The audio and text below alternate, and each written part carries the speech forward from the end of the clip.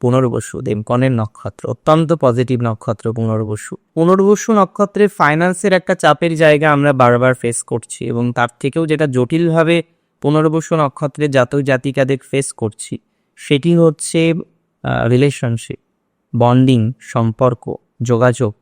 বিভিন্ন যোগাযোগে সমস্যা হচ্ছে, বন্ডিংয়ে সমস্যা হচ্ছে, দাম্পত্যে সমস্যা হচ্ছে, অ্যাডজাস্টমেন্ট হচ্ছে না, টক্সিক হয়ে যাচ্ছে রিলেশনশিপগুলো পুনর্বসু।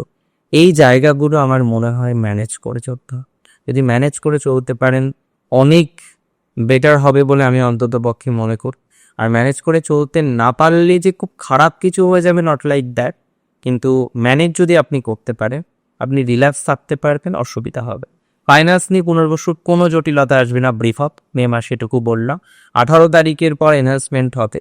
18 তারিখের পর কিছু ফাইন্যান্সিয়াল ব্যাকআপ আসতে পারে, কিছু ফাইন্যান্স যেটা নিয়ে আপনি ভুগছেন, অসুবিধার মধ্যে আছেন, সেই জায়গাটা নিয়ে কিছুটা রিল্যাক্সেশন আসার প্রবণতা রয়েছে।